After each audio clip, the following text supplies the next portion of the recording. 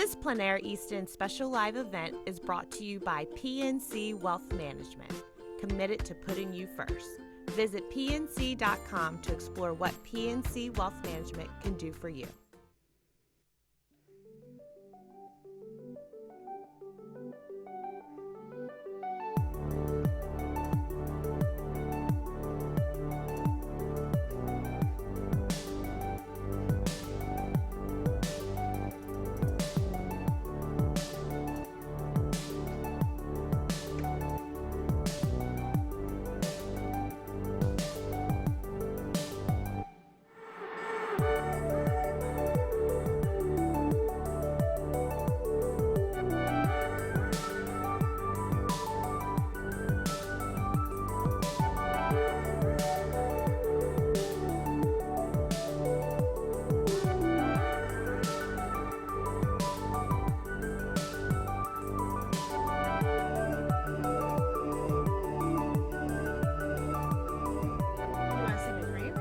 That's an interesting thing too. Yeah, you just flap it in your Velcro?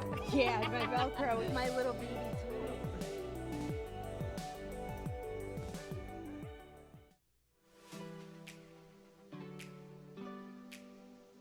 Some weekends seem to last forever when nonstop applications become nonstop discovery. And in the heart of Maryland's Eastern Shore hides an annual haven of art, instruction, and entertainment. The country's largest outdoor painting competition, Plein Air Easton. There, you can trade in the ordinary routine for an energetic festival, exchange housework for a night or two at a bed and breakfast, and swap never enough time with we should do this more often. Take a weekend for yourself to explore, to paint, to experience something new. Your immersive art weekend begins at pleinaireaston.com.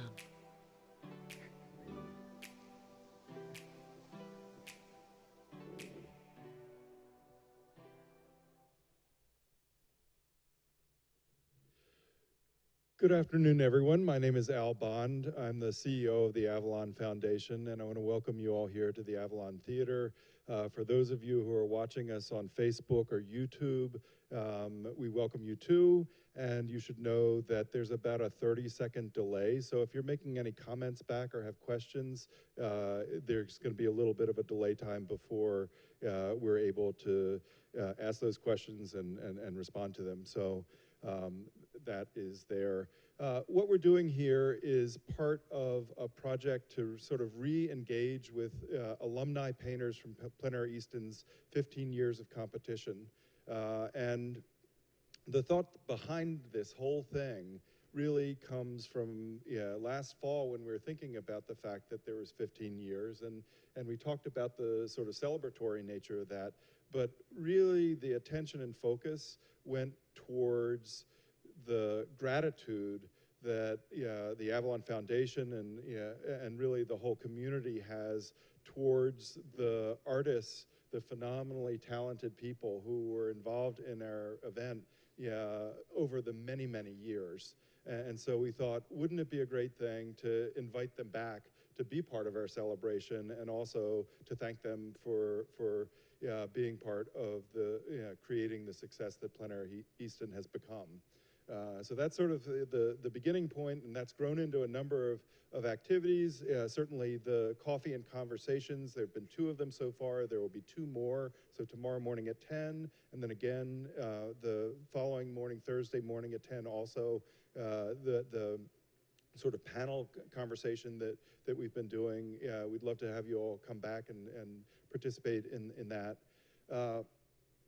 This one's a little bit different because the coffee and conversations, we have alumni artists who are painting out the day before and then showing their work the following day. Robert Barber is a different kind of painter. And so we wanted to create a space where he could really talk about what he's up to. And certainly Rob has been a part of the Plein Air Easton family since its beginning. He competed in the very first Plein Air Easton and 9 competition years subsequent to that. And we haven't seen him since 2014, so it's a real pleasure to have him back here in Easton. along with winning the grand prize, he has won many prizes here over those early years. And he developed a reputation for painting very few paintings, but with a lot of time and intention going into them, having a morning painting and an evening painting, and basically turning in sometimes, some years, only 2 paintings. So he's always worked a little bit slow, but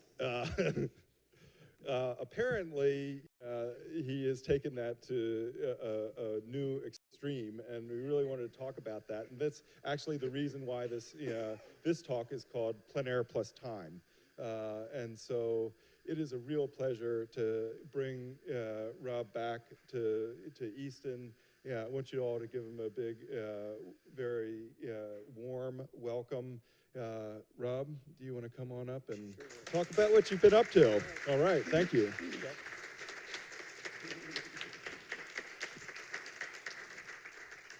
Well, thanks a lot. I'm not used to this at all. I just want to make that disclaimer at the beginning, but it's such a treat to come back. It really is. The friendships and everything shared in and around my years in this event just benefited me tremendously. And I appreciate this chance to come back and talk. I think maybe to the degree you know me or not, I guess a short introduction is to say, hi, my name is Rob. I am the opposite of quick draw. So, but I think, you know, as we grow up, I guess I have found so many benefits from maturity and our understanding about who we were and who we are and things like that just keep growing over time. And the confidence in what we as one artist want to do grows along with that. And somewhere along the way, I had gotten this silent kind of calling in my heart to come home and recenter a little bit around, you know, my more grown-up self, we might call it. And so I did that. I found a great quote by Bastien Lepage, who said to a whole generation of art students in Paris, he said, go home and paint what you love. And so I've been doing that and found it utterly, utterly satisfying. It only makes me want to do it more. My wife has nicknamed me a painting monk because I don't mind. You know, I enjoy meeting fishermen and bird watchers and all that at my creek, but I'm just as happy as can be on my painting days, which are, I would say, overall half and half outside over the whole year. I'm outside most of the time in the summer, a lot less time in the winter. Sorry, I'll play my wimp card proudly, but I enjoy very much what I can do in the studio and what I can do outside. I feel like I couldn't do one without the other. They're very synergistic that way. They keep shaping me along my growth, and I kind of liken it. I mean, I've grown to develop a philosophy that helps guide me, and I would say a philosophy is a really good thing to have wherever any artist is on their own journey of development. The more you can become aware of your philosophy, the more it benefits. I liken the experience a little bit to following the breadcrumbs of love that I find in the world and matching them up with the ones that are already in here. And that never leads me to the wrong place when I do that. The plus time part, it's interesting, we're all wired differently. And I would say that this is my chance to say, well, you know, I'm the flower of diversity. I'm one of the petals over here. And I got that sense this morning. It was such a delightful talk, but I heard my ears, perked up. I heard this, magic 2 hours, magic 2 hours. And my own reflection was, I believe you. That's what works really well for you. But my experience is of, oh, the 2 hours, right. Well, now I'm going good. That's how I'm wired. I'm wired with a certain amount of patience. possibly to excess, but that pace is very comfortable. For me, what I look for is not a time frame. I look for that painting happy place. And I just have had confirmation over and over that when I get into the painting happy place, the clock hands do that. And so the time thing becomes, in a way, irrelevant, because inspirations, they come in all shapes and sizes. And so what I do is I kind of submit to the demands of that particular inspiration and just follow it along. And so, by the way, maybe I should also tell you that in the category of overthinking, my wife would happily tell you, yeah, that he leans that way. So I try to keep myself on track as best I can. But I thought I would tell the story of this painting because it's so typical of what my process is like. This painting is titled Fallen in Fall. And I had this little series kind of come up in me about doing fallen trees. And so I was following that along when I found this subject. And I had the experience of, well, I think you all know that artists are kind of sensitive people, where, we're finely tuned. And I've found that one of the differences is, because the beauty of the world is so ample, here's one tone that I often hear, that would make a nice painting. Yeah. And then another tone goes like this, I have to paint that. Did you hear the difference? I know it's subtle, but I really listen for that inside. And when I hear it, I know it. And so I had that experience with this one. And so for me, one of the things that it happens frequently, and again, we're all wired differently, but I am often, titles just bubble up at the very beginning. And the thing that I don't mind, a kind of thing like that could be really annoying. Leave me alone. I'm trying to start a painting here. But the title, Fallen in Fall, it just, from the very beginning. And the part of that that's very helpful is that it helps me now, okay, now I know what my priorities are. And I guess, I don't know if this is Robert's opinions number 4 or 5. I don't know if anyone's keeping track of that, but one of my opinions is that what and why are always more important than how. And the world and the marketplace, and there are all kinds of interest around the how. I love the way you do, to me, that is just, I am at my best as a painter when I'm not thinking about how I am doing anything. It's that natural response. And so for me, the what and why am I doing this painting is so helpful to know from the very beginning. Because I can tell you that when I showed up the next day after finding it with my paint bag and my viewfinder, and people talked a bit this morning about how often they do sketches. For me, that step, I do it with the viewfinder. And I give it whatever time it needs to, how does it look over here? How does it look over there? This, that. And I just give it time. And sometimes I'll even walk away and then come back and do it again, because I'm looking at different paintings. And I'm looking for, through that viewfinder, the best painting. And at that point, there were these lovely October clouds floating around. And I said, clouds? Maybe? And then I said, Fallen in Fall. Okay, the point of this painting is right here, and this is a glorious backdrop for this. It's one of those times which so many of us learned in art school that less is more. Clouds are lovely, sorry, no room for them. And as I look at it, even the lovely cloudy day, so many times that spot is empty anyway. So this part of the experience, I should tell you, and I think it's helpful in life as we go along to have columns, what I know, what I don't know. And having operating columns like that can be helpful. And it is the same in doing a painting. I call this part of it sticking Post-it notes on my brain of question marks. And the question marks, so the clouds, yes, no, that one, I can peel it off and put it away. What time of day is this? Is another one of the question marks. And how about that water? Another question mark. And what I've come to understand with this, even with many, many difficult days, to trust the process.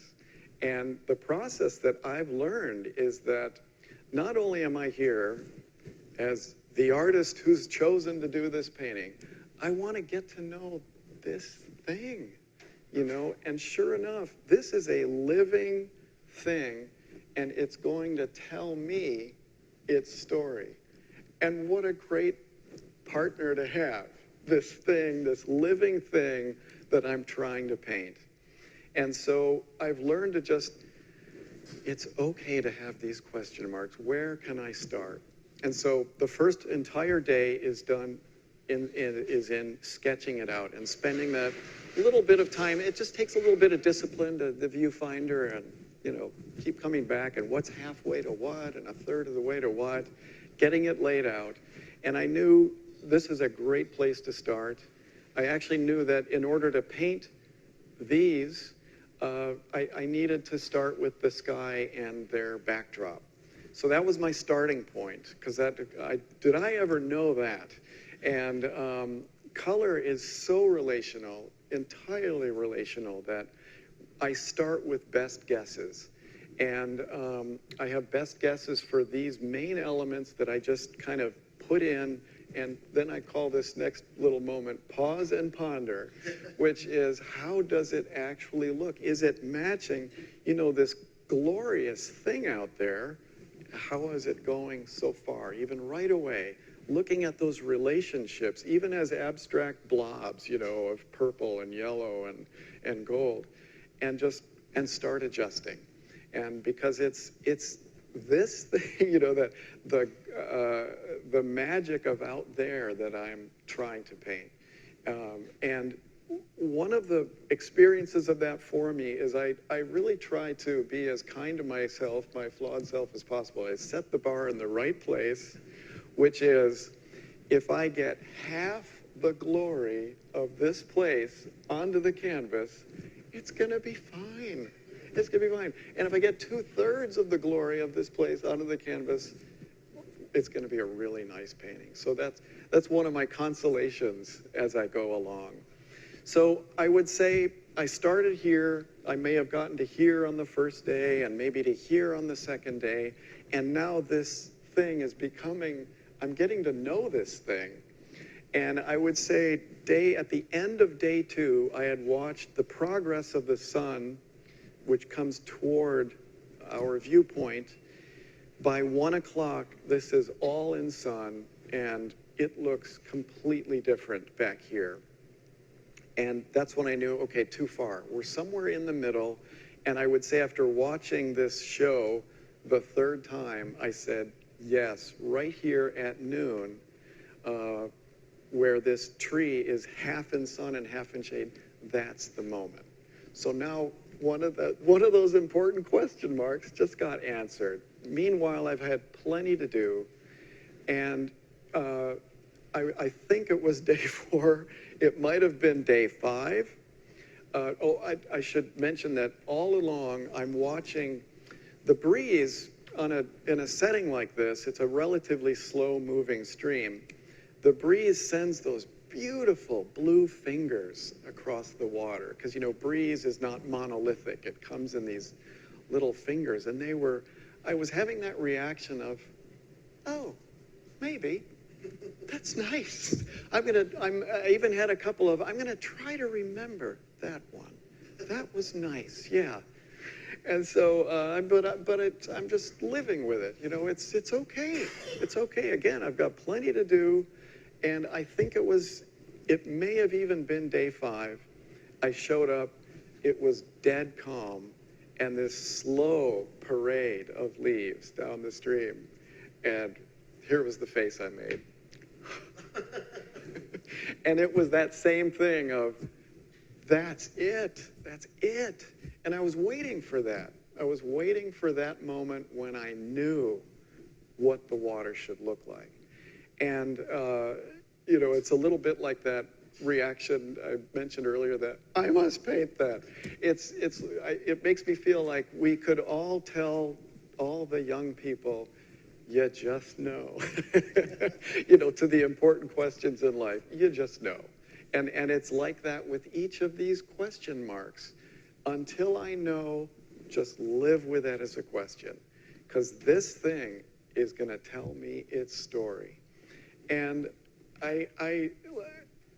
as I said, it's at times there are painful moments and days of, gee, it would be nice to know. Can it please hurry it up and let's find out? But it's that reward of patience that helps you endure it the next time. Because by the time I worked my way around and I had the water, and the time I think I finished going this way.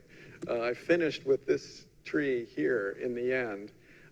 And I would guess 15 days. But if you told me, actually we have the records, Robert, it was 14, or if you told me 20, I would say, okay, sure. I don't count the days because I don't care about the days. I want to paint that glory, you know, about this big, and how long it takes, I don't care. One thing I guess is worth mentioning again about this whole understanding potentially the title, but just the point of the painting from the beginning, is it helps you keep everybody. It's sort of like being a theater director. You know, you've got the soprano solo here, that it's like we got to make space for that. And even though the point of the painting is here, but then everything else, it has a supporting role. And that's one of the things that we kind of have to keep track of in our mind when we're telling the stories of our subjects. And my wife noticed this little leaf down here. We could almost say, is this that person that said, you know, in the theater, I am the lone leaf, and I will play the lone leaf like it has never been played. You know, maybe the director was, okay, that maybe that got overdone slightly, but as the lone leaf, I was happy with it in the end. So I mentioned, you know, the gifts of maturity, but for me, you know, having lived through several of these kinds of experiences, you know, with inspirations coming at different shapes and sizes, I guess the part where you know, I want to rush to the end, I want to know, and yet again the kind of understanding that this is a living thing, and I want to just listen to it, because it's a marvel in its own way. You know, the stories that get told, and it winds up being such an organic process. I guess I was thinking, you know, sometimes you hear people, I guess, offering philosophies of living with no regrets, or, you know, some ideas like that. At the end of a painting like this, not only do I have no regrets, I spent the time with this thing, I grew along with it, I listened to it, it was delightful, and if I went back next year, it would be completely different. You know, so when I wind up finishing up here, not only do I have no regrets about, well, maybe I should have done the blue fingers in the water, it's like, no, it was all good, you know, and it took just each of those days, you know, it told me the story over those days, and I was just happy to be there to listen. So I think, you know, in my work, and as I said, following those breadcrumbs of love, and to see where they take me, I've gotten a greater sense of having an artistic path. And one of the dimensions that can sound frightening in a way, because we think, well, what if I want to change course? You know, but this is a part of that maturity thing. And one of the consolations is that the path has width. There's width to the path. And over here is, I guess, a good example of a part of my own width. I really enjoy figurative work, and I decided to start doing paintings out of just pure love. This is, you get to meet my family in these paintings. This is my daughter, Sophia, and here she is at, I think, about age 7. I can't quite paint at the speed of life, and so, but I thought, you know, I can paint some of the highlights of this marvel of seeing this young person grow up. And so this, I will call this maybe a hybrid painting, because I do studio work, and I do use photography for what it's good for, which is us getting a golden snapshot of a split-second moment like this. And however, having this kind of zeal for color and the colors of life that I have and live with, I was able to, since this is our side yard, paint the rest of the painting from life. So I knew I wanted to start this painting, and I actually started it as a demonstration, and I did the lay-in for the whole thing with that kind of golden snapshot.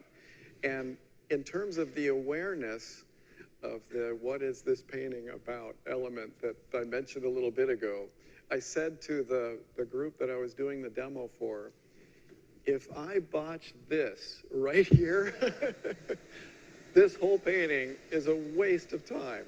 And so in terms of having priorities, I knew from the very beginning that this painting was about this little person and this act of clipping a flower. One little thing, and I don't mind, by the way, I don't mind disagreement. Someone said, well, what about that tree? Isn't that kind of too strong? And I thought, you know, that's a decent question. And maybe now you're starting to think, they were right. But it's a whole topic, speaking in visual language, the intersection of things. And really, in a world like this, everything has to intersect somewhere. And so you can soften uncomfortable intersections. Like, for example, I knew that the street running into her nose was not a good thing. So subconsciously, so I made sure that that was a softish transition there. But here's another philosophical point. I am very cautious about moving things around. You know, that you'll hear many proponents of these ideas, and that's fine. I'm very cautious, and this is a good example why. Well, why don't you just take that tree out? Well, it might not be evident, but then subconsciously someone would say, where did that shade come from? Do you know what I mean? And so this is why I'm really careful about that kind of thing. And but the thing is, see, you know, art is big. The tent of art is enormous, and it can happily hold us all. But I just wanted to shed light or shade on that topic of this is why I'm hesitant to move stuff. Now, I did not mind, actually, that it runs into her hand, because that's the second point of interest. And I loved the way it created space for these lights here. So I ultimately decided to go with it despite reasonable objection. But the reason that I painted the rest of it from life, it's because if I could, I wish I could, and maybe I should sometime share photos, painting from life, so you can see just, you know, my photos stink. It is the fastest, the shortest way to say it. And this color, it lives outside. That's where it lives. And so that's why I go outside to paint it. Someone might say, well, wouldn't it be just easier to stand in the studio with the photo? And I would say, well, easy in some sense, but not in some other important ones. My zeal is so much around these colors set a mood that's unlike anything. And we see it with our eyes outside, and that's the color I want to paint.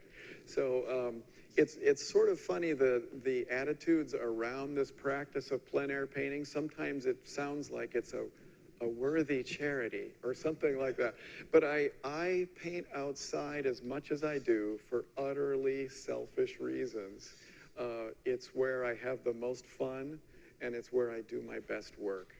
And as I said, my subject, that color, it lives out there. And there's nothing like the confidence of asking yourself the question, what am I trying to paint? Oh, I'm trying to paint that color right there. And that is so delightful because the other scenario is in the studio saying, is it like that or not? I don't know. And I hate that feeling. I hate that feeling because it's that glory out there, that is what is inspiring me. And so maybe this is a good time to share my two other family paintings while we're over there in the world of my two beloveds, my wife and daughter. These are, hopefully you see the connection, the kind of relishing, the mood and color is in both of these as well, even though this is not sunlight we're doing, or in this case it's the absence or near absence of sunlight. This was one of those moments that as a dad, I got out of bed one morning and my heart melted. And I had that, I guess maybe on that occasion it was more of, I must paint that. Maybe. And sorry if that didn't come over the microphone very well. So the title of this painting is Still Asleep. And if any of you are mystery lovers, the clocks do show the time. So I called this painting experience Into the Dim, and it was just so, I just loved it, because the reward was capturing that sense of their piece together. And it's almost related to plein air in the sense that I was able to run up and down the stairs during my painting days to look, what are those colors of that lamp, in the dim light? And that was, again, that confidence of, yeah, it was that warm gold. Well, let me go back up there. So many, many trips back up and down for these secondary items. And just loving this is a very gray painting, but that's part of the beauty of it. And so I don't have any, I guess, favorite kinds of colors or anything. I really happily, I call it submitting to the what is of the subject. And, again, the color, it can create so many different moods. And to explore, this quiet, peaceful mood, it was just a ball. This one over here is called Knitting Lesson. Kind of similar, but maybe we could say a more awake painting, I think. Oh, okay, maybe tip it a little bit. Is that better? Okay. Oh, sure. Sure. Well, I think I can. Yeah, I can. We'll see if I can hold and talk at the same time. So this one, again, I had a golden, actually like 3 or 4 photos that I combined. And the setting is my studio. So I did wind up painting the background from life because, again, it's just, I want to paint what those candles look like in person in life, because the camera reproduction of a candle, it's something else. And so that's why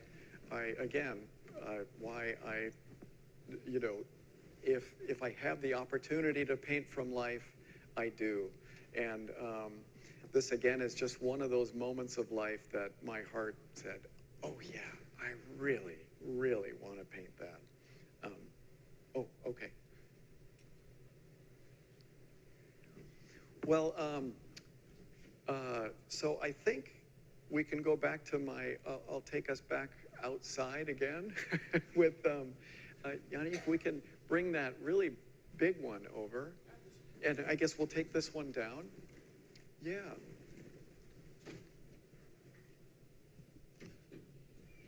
Or, yeah, here we go.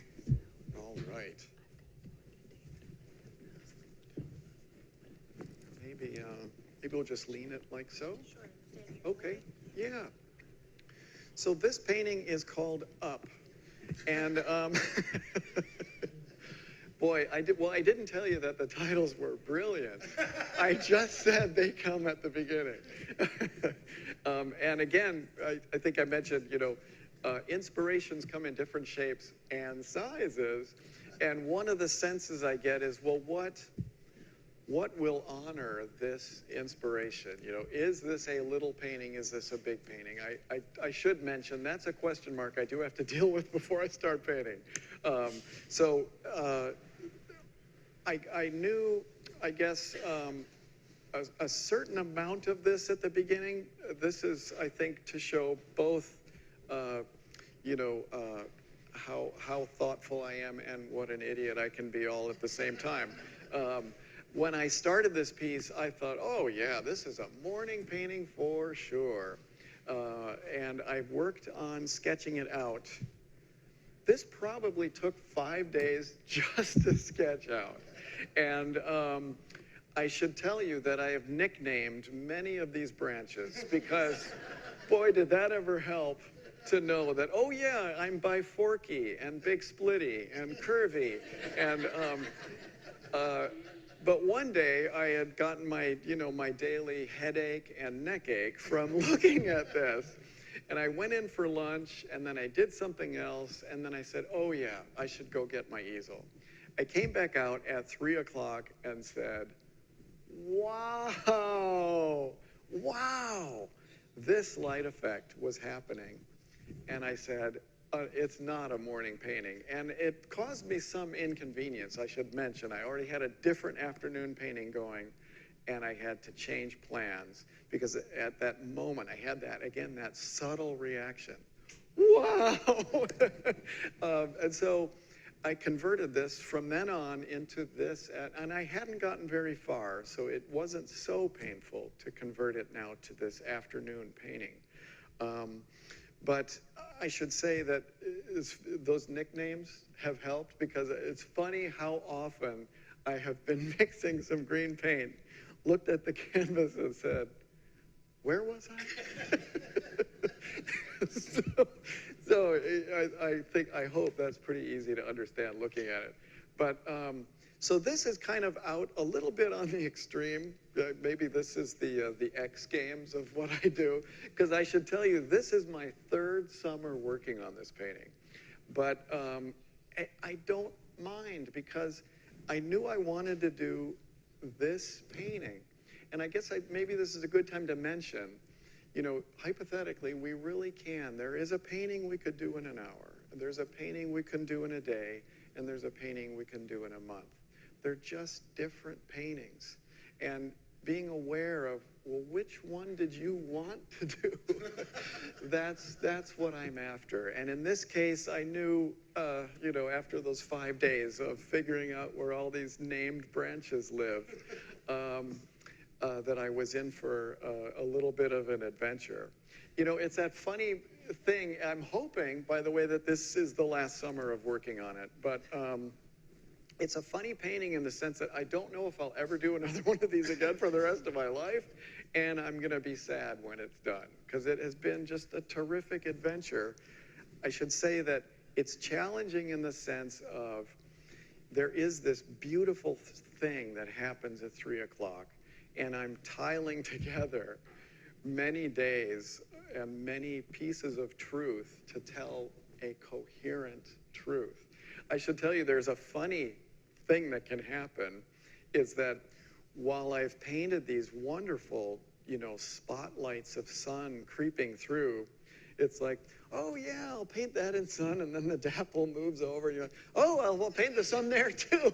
And before you know it, you start following these spotlights around. It's, okay, calm down. It's not like that. It's more, there is a little bit of organizational, effort here to go, oh yeah, there are these main spots of sun. And I haven't gotten to the real payoff up here, this warm glow. I'm kind of saving that for a little later. I want to develop this part more, again, because of that color is all relational, and I don't feel confident that I have enough around it just yet.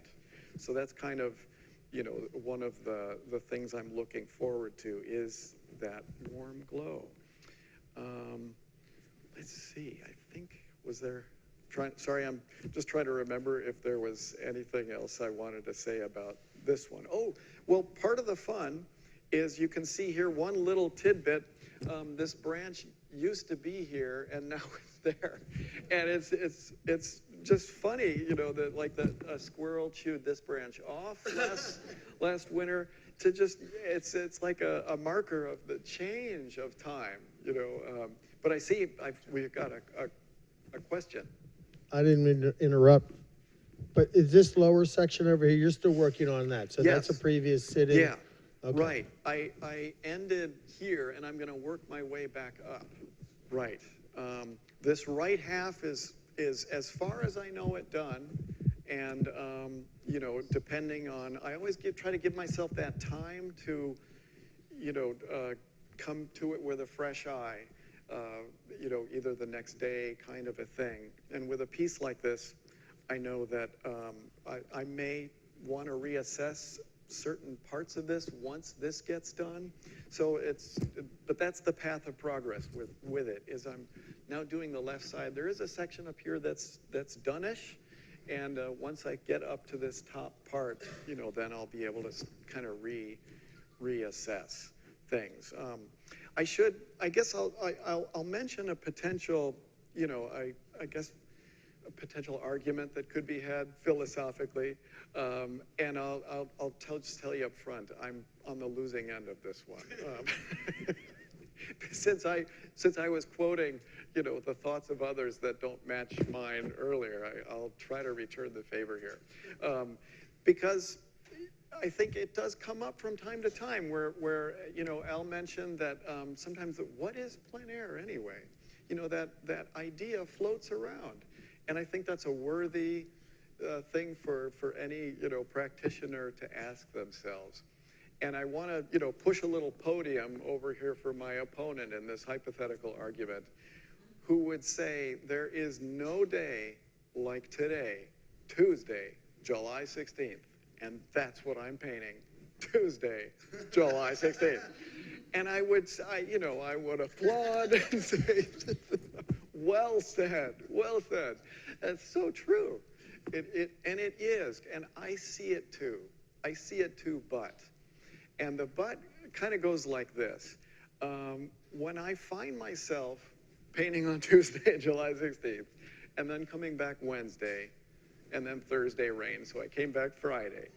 I find that when I'm adding that Friday truth to the Thursday truth to the Wednesday truth, it's making another kind of truth. It's just a little more general, if you know what I mean, because it is true. There is no day like Tuesday. Never has been and never will be again. There are unique elements to today. But I have found that by getting just that little more general, it's like the painting is more about summer afternoon here. It's not that one day when the sunlight hit there and there and there, exactly like that. Now we're into things I don't care about that much. I'm a funny nerd for the truth, but in a certain way. And I'm out there trying to paint those colors because that's where my heart has asked me to go. I love those colors. I can't make up those colors.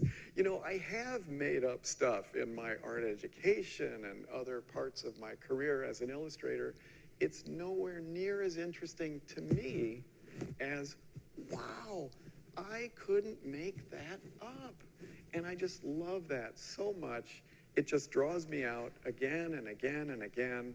And so that's kind of my viewpoint on that whole, I don't mean for us to dissolve into different ideas of what is truth, but I think it's just worth mentioning, because while it is true that there is one moment that we could photo document where the dapple there was like that, but it wasn't like that there, I would say, okay, all right. But again, my truth, maybe we could say, it's just a little more general. I'm trying to tell a coherent, singular story. It's taking me a lot of days to get there, but that's just, it's what I want to do. So I think we can bring over, I wrote a little essay to prepare everyone for this. Right now you can be asking yourself, I don't think that prepared me for this. But in the essay, I mentioned that I was going to share some failures. So let's get it, Yanni. It's this one and this one here. So let's get to some failures, shall we? Because by now you might be saying, "Oh gosh, that patient Rob in Pennsylvania, he has no troubles at all. That's great. That is great. I'm so glad it's working for him." Well, this piece was working for me. This had so many elements that I love. It's March, the sun is lowish, the glitter, oh, it was a marvel. And then I loved, especially this contrast with this calm pool down here. I love that, sometimes that comparison of activity and calm. And then this happened. So we could pass this around if you'd like. This is a tree that floated down the stream. We had several high water events last fall and lodged itself in the middle of my composition. So that's when every artist can say, it's not fair. It's not fair. And that's true. But so where do we go from here? Well, I know that they don't like suburban guys to go into public parks with chainsaws on Saturday. I know that. And as outrageous as this is, I can show you that my little lovely pool got filled in with gravel because the water direction changed or something like that. And so I said to myself, after lots of self-pity, what do I do now? And a couple friends the last day have suggested to me, well, just look over it, walk around it. And I see, this is that thing where, again, I'm just a nerd enough. It wouldn't be the same, looking at this glare. It's from a certain perspective, and I want to be able to compare. And so I just said, well, gosh, I'm not sure what I'm going to do. And then I found this one. And so I guess this is a good example of a door closes and a door opens. And this is, while obviously they don't look exactly the same, it had the same inspiration. This is March glitter, and I just loved this spot. I'm standing on a rock over here, and just the movement in it just really captured me. And I was, not grateful that I lost that painting. And it's possible, we'll see, maybe that log will float down. Although it was giving me clues. It's like a root that's like driven into the ground, halfway to the center of the earth. And that tree is not going anywhere. And like an idiot too, I went over, like, could I move it? Because this thing is like 32 inches in diameter. It probably weighs more than my car, but I tried to push it.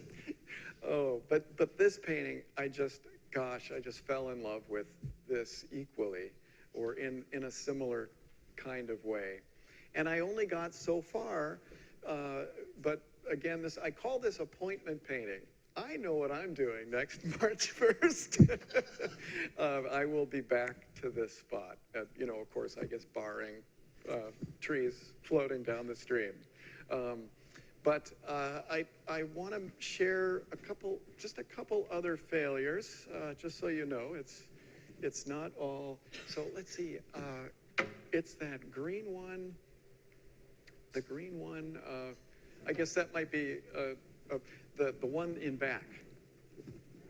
That could be a point of humor with me. The green one. It's funny. There are attitudes on green, and I understand some of it. It goes even into art history, attitudes about green, and one artist I know that says, I hate summer, I feel like I'm drowning in chlorophyll. And I understand that, but I have a strange enjoyment of green, and so it doesn't scare me away from it. But this has taken its place in this pantheon of failures. This one, I still have hope. I still have hope for this painting. The title of it is Spring in Spring. And I really need to mention that because you might be looking at this going, what the heck is this? And that was actually, believe it or not, that was part of what drew me to it, is that it's very subtle and kind of confusing. And maybe I have a perverse enjoyment of the phenomenon of confusion or something. But so the spring starts here, it trickles down here, and it regreens the world around it, in this very poetic way. And unfortunately, technically, there's some difficulty with this one in that one of the things we painters kind of get to be familiar with is that the direction of the sun is a factor. And it's a factor in this way. If you're looking parallel with the path of the sun, things change more slowly. And when you're looking perpendicular, that's when the world looks like sundials, And this is one of those. And these tree shadows move across this thing. And I have spent more hours than I wish going, I think, yeah, that looks good. That looks good. Okay.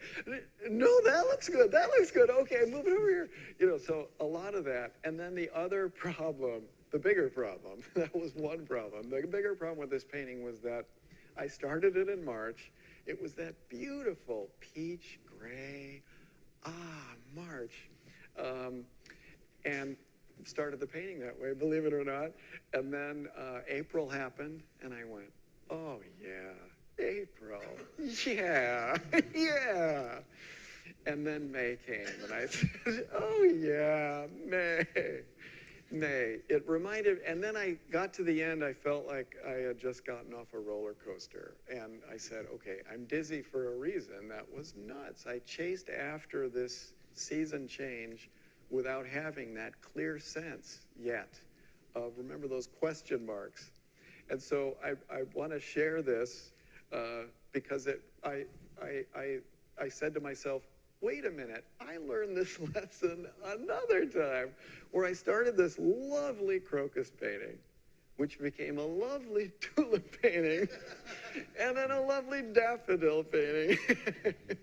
And then, let's just say that was that same lesson of when you don't know enough, but this was not a bad way to both relearn it and learn it for this piece. Now I know, in the cool light of thinking about it, what it said in April, that was it.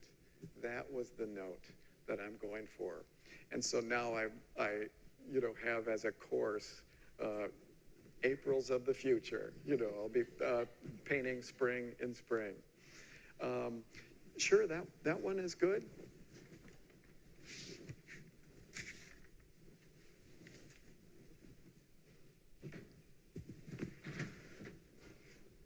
So the title of this painting is Summer's End Sparkles.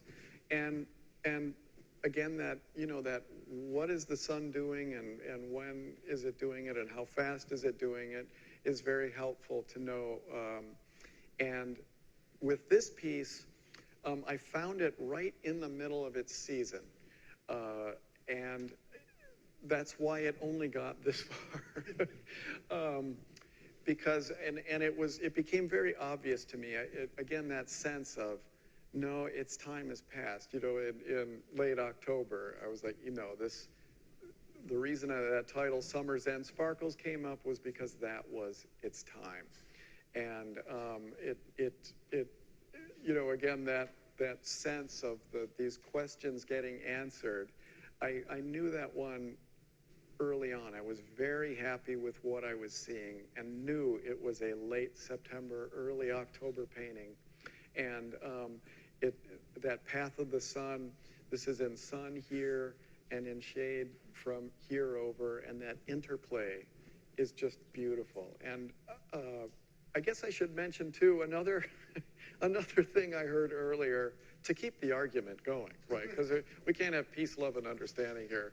Is our friend Kirk had mentioned that, oh yeah, the glare was so bright over there, you just had to look away. And I felt like, no, the glare is worth looking at. It is so beautiful. And so you might see that as a mini theme in some of my works. I'm not afraid of the glare.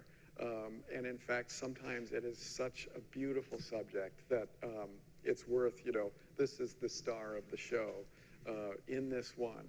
There are these wonderful dapples of sun down here in this one. And that's why this area is non-committal. Because again, I find that having enough of the shaded areas in place before attacking those dapples is really helpful in terms of being confident that those color relationships are actually relating right. I read a biography once of I think an Australian impressionist, and this one critic just skewered him. He said, oh, that artist and his dapples, I mean, they're like a tick for him, you know, dapples, dapples. And I felt like, hey, Mr. Critic, have you ever seen a dapple? I mean, dapples are awesome. If you haven't loved a dapple, that's a you problem. You know, that is not a problem. And I do really enjoy them. The problem with them is sometimes they're like little race cars, you know? It's like, wait a minute, you were over there 5 seconds ago. And so they're challenging in a way, but then also utterly charming in that way. And I find myself leaning on a philosophical point that the Spanish painter Joaquin Sorolla made, was he felt that over his lifetime of work, the way you can capture that sense of a fleeting moment is to paint it rapidly. And so I find myself experiencing that of, yeah, when I paint those dapples like the wind, they look more like the dapples look than if I were to patiently, you know, so feather the edge or something. And I guess we should put an asterisk when I say paint like the wind. That's, you know, my version of painting like the wind. But that's what it feels like. I am, in my experience, in my mind, I'm painting like the wind when I am painting something that is that kind of fugitive and transitory. And I find that it really does. I find myself saying, thank you, Joaquin, you were right, you know, because in the times that I have succeeded with painting those dapples with real energy, they do feel more like they do in life. And so that's just one, you know, one item along the way. So I think, let's see, yeah, we'll bring this one up, that one with the handle there, because it has some dapples in it, those tricky little race cars. And this one it's about this, I found, this one, I guess it's worth mentioning, sometimes the inspiration can sort of, it almost has a germination and maturation phase. I knew I really liked this spot. It didn't scream at me right away like others have, but the more I thought about it and revisited it, it won me over. And what had occurred to me that, oh, now I think I understand why I liked it so much. This is a very energetic, moving, bright stream here. And it comes into this pool, it gets perfectly still. And it was the peace of it and that contrast that that's what it was that spoke to me about this piece, was the peace of this pool. And then when I thought, oh yeah, you know, sometimes my thoughts grow, and I thought, gosh, it's like the pool of the soul in a way, you know, that is searching for peace on some level or at different times, and the activity of life. And maybe this is a good time to mention that one of the things I love about representational painting, while sometimes we are seen or cast as the old-fashioned folk, one of the things I love about representational painting is that not everything is only what it is. You know, here I am at this stream and having these experiences of contemplating the activity of life and the peace that the soul can seek. And that's part of what I think can live in some of this very familiar subject matter. You know, there's more there necessarily than only just this stream. And when I noticed, by the way, afterwards, that this pool, it almost looks like a tipped heart. You know, if you go around like this, it kind of makes a heart shape. Then I was like, oh yeah, I'm all in now. So this is my morning summer painting with those delightful running around sun dapples. And maybe it's a good moment to reference a very practical item that's unfortunately part of the romance of what we do, but it's connected to my real love of the way color is, you know, in light and life. And one of the practical issues in color is value. And you'll notice that like these spots of light are very close in value to this light out here, this reflected sky. But it is just a tiny bit darker, which we can see where the dapples creep into that sky reflection. That's part of that reward of just really looking at it, and the reward of being curious. I find that curiosity is one of my favorite tools in the paint bag because it gets rewarded so often. You know, I think in education there are many, I think, rules of simplification and helping to organize our thinking around things. But I myself just find so often that I just want to be curious about what does it actually look like? And by asking that question over and over, I find surprises all over the place. You know, that's just the way these things work, the way these marvelous, you know, electromagnetic waves of energy called light and color work. And so I did want to mention how much I enjoy that curiosity component and the surprises that come along with it. And again, you know, it's that sensation of, wow, I didn't expect it to be that green. You know, I wouldn't have made that green up, but there it is, there it is. And so that's you know, part of my ongoing enjoyment. So I think we can bring up these four maybe. Here, we can probably put, although now that I look at it, let's see. Well, how about this? I'll put them on this easel over here. We're discovering the degree of how far we went with our planning here. But so I wanted you to know, though, that it's not only, you know, large, lengthy pieces I do. I also do much more conventional duration and size plein air paintings, because sometimes inspirations are for that little tidbit of something. And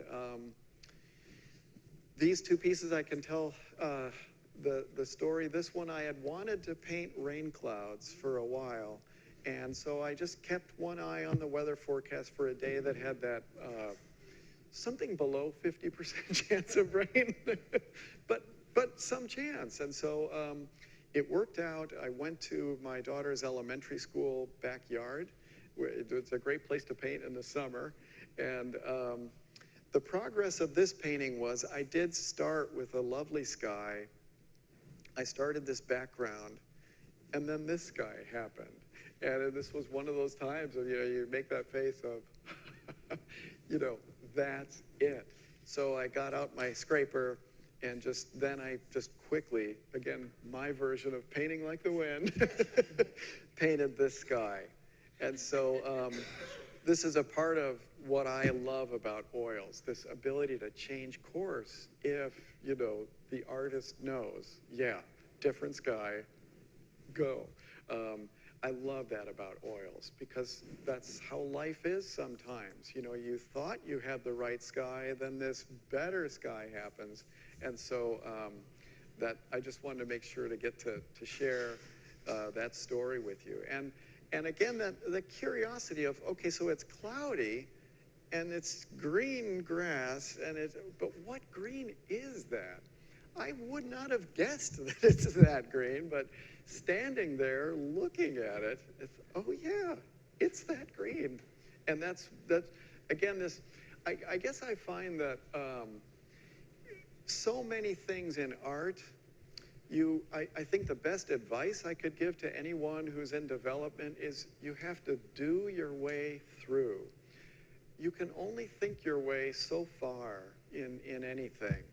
And each painting is a feedback of, what was it like to be me that hour? What was it like to be me that day? And it guides you, the painting this way. How does that feel? Does it feel like you? But it's more, you just want to look for what rewards you. You, or if you're not sure you, don't worry. There's a you that will tell you that worked, that didn't work, that worked. And so this is what the doing of lots of small paintings helps with. It helps guide you along, your own development. It certainly has guided me. I think so little now about how I'm doing what I'm doing because I've been doing it long enough that I just get lost and love getting lost in that. I call it the communion with the subject. It's just I'm there to listen to it tell me its story or its stories. So this painting was 2 sessions. I had the first day of doing about half of this background and finally getting the right sky, and then doing the foreground the following day. This painting, they might look similar, but I don't know why, and I kind of don't really care why. This one took 5 sessions. And it's just following this thing, telling me its story, and just enjoying the heck out of the fact that, gosh, if you had told me, Rob, can you paint a cornfield in sun with middle ground and background trees? I'd say, well, yeah, I could. I don't want to just sit at home and make one up, but I could. And part of the fun of doing this painting is I wouldn't have made these greens, but looking at them, what a delight to get. There it is. That shadow color gets strangely purple. I wouldn't have guessed that. And this is, again, part of that, just the fun of discovering, these little things along the way. So I'll here trade, put these 2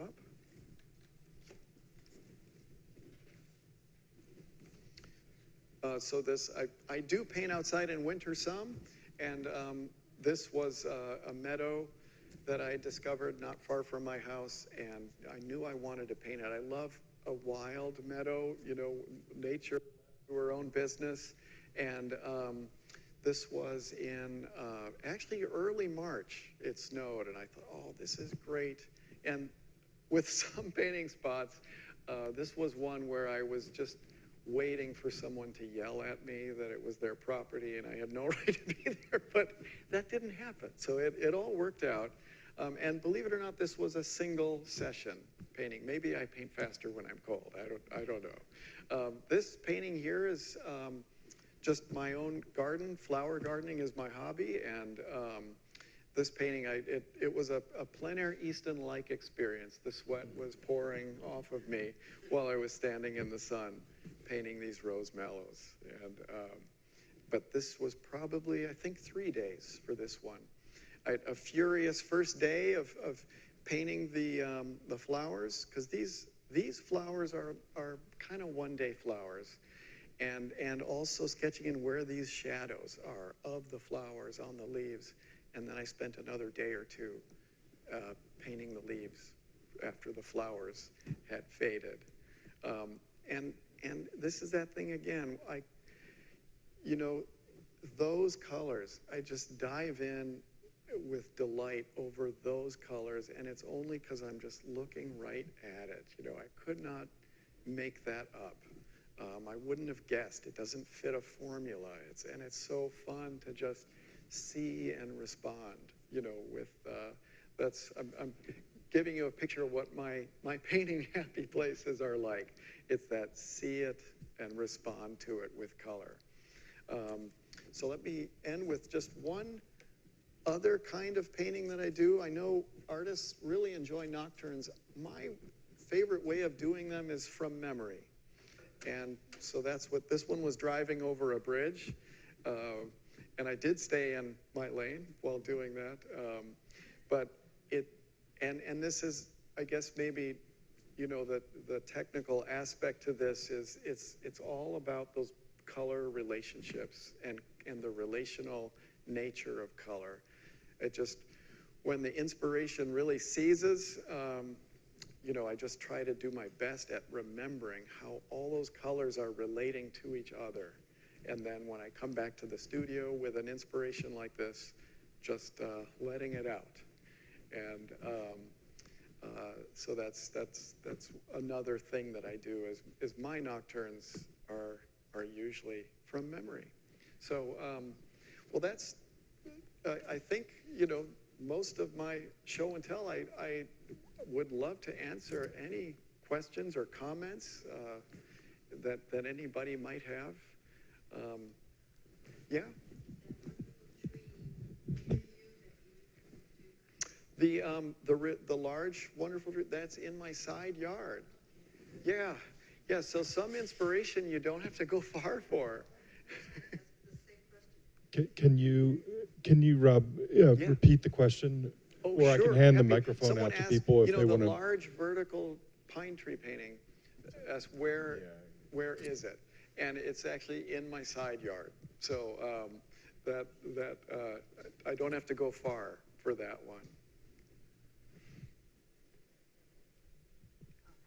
Oh, okay. Yeah? How do you feel about Antonio Lopez Garcia? You know who he is, right? He works on paintings for like 15, 20 years. Oh, okay. No, I actually don't know that name. Oh, okay. So, okay. Yeah. In Spain. Look him up. I think you'll enjoy him. Sure. You might want to go paint with him. Sure. Yeah, right. Yeah. Yes. Yeah. Yeah. And by the way, I share, my philosophies, methods, and all that, not with any.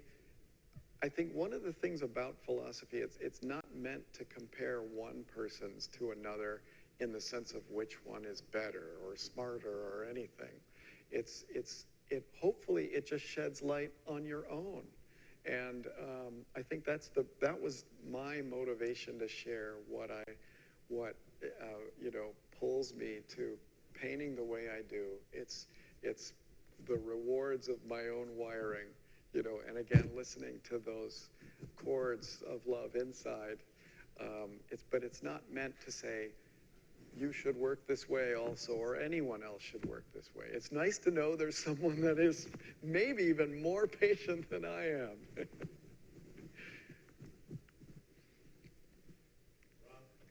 Yes. Yeah. We've watched your painting for probably 8 or 9 years. And remember the oak tree in front of the church? I do, yeah. We walked past that every day, and it would evolve. You must have been under tremendous pressure because it's a pretty short period for you. Right. But every day you could see the detail you would lay on top of that trunk. Okay. Okay. Well, that was a mini labor of love in the sense that, all compressed into 5 days. That's, it's funny how well we artists, I think, remember the places we paint too, because for me now, I can't walk around town without going, oh yeah, that painting, oh yeah, that painting. It gets kind of fixed at us that way. Beautiful. But thanks. May I ask a technical question? Sure. So since you're doing for a long period of time, Right. so but what I see from your not finishing pieces, so they're very flat. So do you just take it off, whatever? If you, I don't know, just kind of, can you elaborate on your technical process a little bit? Sure. Well, I love that. I think that school of thought is called the direct painting method, which is just painting with more or less the majority of the time with straight mixed paint, and putting it there as a direct response to the color you see. And I do a little bit of washes or thinning the paint occasionally when I really want to move it around more fluidly. But I found that technically you have to be cautious with that in the sense that when you liquefy paint, it gets lighter, but it's going to dry back down where it started before you liquefied it. So that's like, I always try to remember that is a technical problem or issue with the washy painting approach. While very good and for many things technically, and I do thin paint to make them more fluid, a little bit here and there, but because I'm so fixated on, those colors and exactly how they're relating, I'm more comfortable with more of that straight paint just piling and piling next to each other to get those relationships working. I find that the wash works really well as an underpainting because, and you can see it in Sargent's work, he worked in watercolor and oils in tandem for the second half of his career. And one of the things that I see as an art historian, although no one has asked me to write any articles, but one of the things I see is I can see his oil painting getting affected by his watercolor painting. He worked more and more in a watercolor method in the sense of working from light towards dark. And as much as it pains me to make any concession to watercolor painters, it is often the most efficient way to get there. And while I enjoy, piling on highlights on things, I notice how often it is most expedient to put a blue wash in and then paint all the trees in front of the sky, kind of thing. And that's the thing that I saw more in Sargent's work, that working from light to dark and semi-transparently, as if the watercolor painting was affecting his oil painting. And so I have that in mind myself, and that's why I start on a white canvas. I love having that registration to white. That's actually really useful information, because when you're looking at your lightest lights and you're saying to yourself, another one of our romantic questions, I think that's a value 1. That's actually really good to know. And it is good to have organizational thoughts like that. Like, I think this setup it's a 2, 3, 6, in terms of that, like 10 value scale thing. It's helpful to have that, again, since we're sticking Post-it notes on the brain, that 2, 3, 6, don't go too far out of that setup for this. And I find that white, that can be really helpful if I am, for example, doing a pink wash, if that's the color feel to those sparkles, that's just this down from white. That's a great place to start as I build the stuff around it. And it's the same with like a sky, if I say that's about a value 2, sometimes that fast blue wash, just to get something there, is really helpful. And so I will do these wash paintings just to get something there, figure out where everything's going, and get some color relationship started. And then as I build the kind of more finished paint on top of that, what I find is that it's so far so good because we're taught that that's a healthy mechanism to go from thin to thick. The problems happen where you revisit passages and now you're putting paint over paint. And that's where, as it dries, the term of the oil has sunk, meaning it's gotten pulled in. And so you might have passages that are now looking chalky. So sometimes I'll wait for those to dry, and in summertime, sometimes that's, wait 12 hours and it's dry. And I will re-oil those passages as I go. That's one technical thing I do, is just lightly brush into hopefully the fully dry areas, that little bit of oil to get them back to their wet paint look. Because that chalky paint now, it's not showing you the color that you actually painted there now. So that's one of the technical things that I do to keep that color relationality thing going as I move along.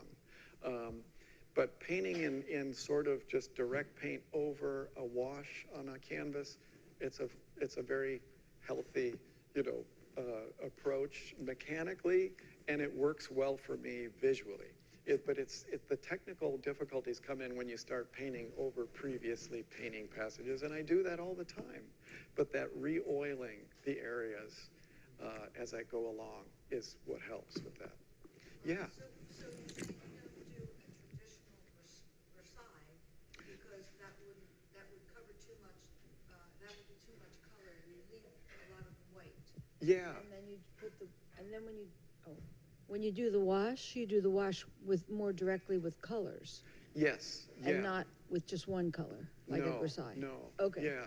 I those indirect steps, there's something in me that is horrified by the indirect painting methods, and that's just me. I really enjoy, believe it or not, getting to the finish as fast as possible, but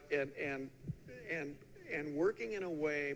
The thing that I dislike about any of the indirect painting methods is that I think there's a human tendency to say, well, I've put a lot of work into it so far, it's good enough. And for me, those color relationships are of such both joy and importance. I love being able to adjust, and so that's all my philosophy leans me toward just painting directly and in tandem, having colors working together that are done, and asking myself, is this done one relating correctly to that done one? That's where I live. That's where I want to live. And so, like, steps to get to that, I would prefer to not feel like, again, that human nature thing to say, I've put so much work into it so far, I think I should stop now. When, what I'm really after might still be, need a little bit more.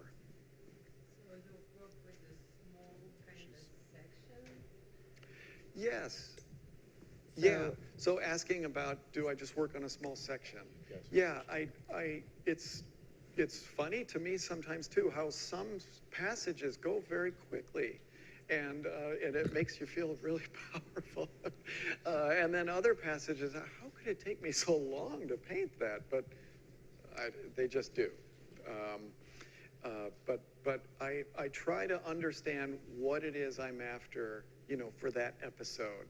And it's part of that kind of patience thing where I didn't paint those sundapples in that pool until I had enough around it, and I knew I was ready, and when they showed up, I knew they were coming, and I could just dive in and paint them.